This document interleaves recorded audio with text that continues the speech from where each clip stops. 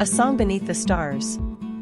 In the quiet town of Windermere, nestled between the hills and the sea, lived a young woman named Alara who played the violin with a passion that could melt the coldest winter.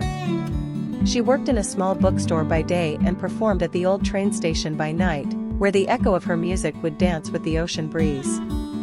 Every Thursday evening, a man named Aidan would stop by the station on his way home from the university where he taught literature. He never missed a Thursday, drawn to the sound of Alara's music. He never spoke to her, just listened from a distance, hidden in the shadows. One rainy evening, the wind was harsh and Alara's violin case blew open, scattering her sheet music into the wet street.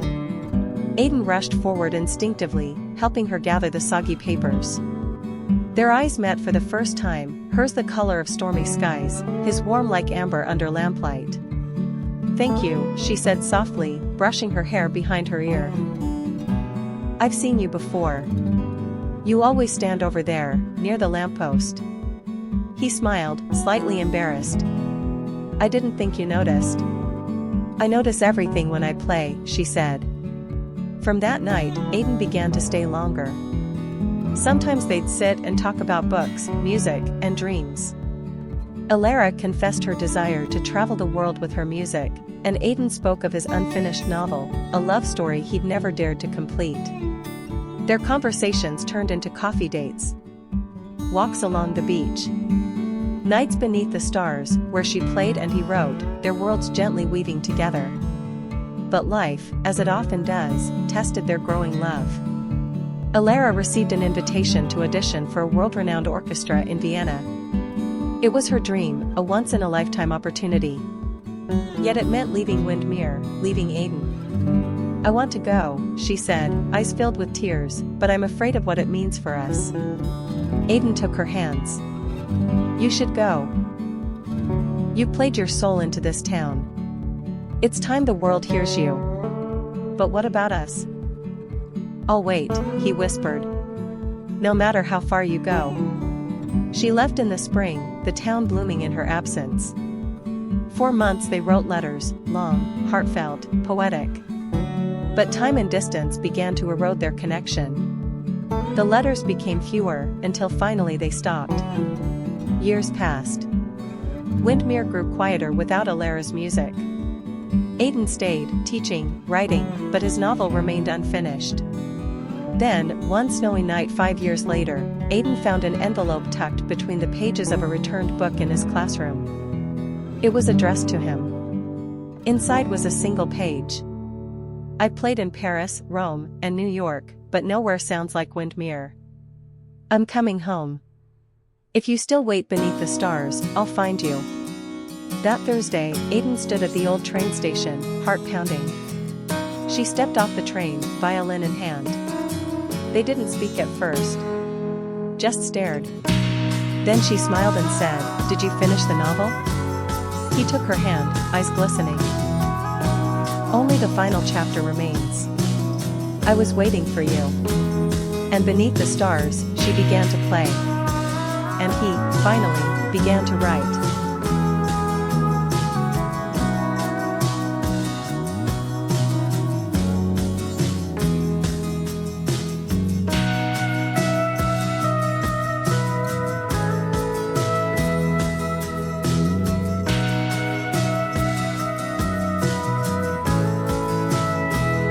When the wind forgets to blow. On the quiet edge of a seaside village in Ireland, where cliffs kissed the clouds and wildflowers trembled in the wind, lived a young woman named Alara. She was a painter, known for her sunsets, brush strokes of gold and violet that captured the way the world sighed as day ended. Alara lived alone in a small white cottage with ivy climbing its stone walls. She believed in beauty more than she believed in love. "Love," she once said, "is like the wind, always changing, never staying." But that belief changed the day Kian arrived. Kian was a sailor, recently retired from the restless ocean. He carried the scent of salt on his skin and stories in his eyes.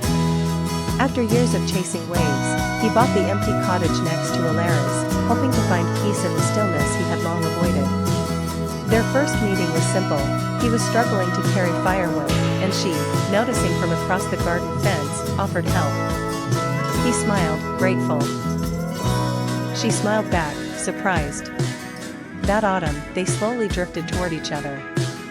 Mornings began with shared coffee, evenings ended with long walks by the cliffs.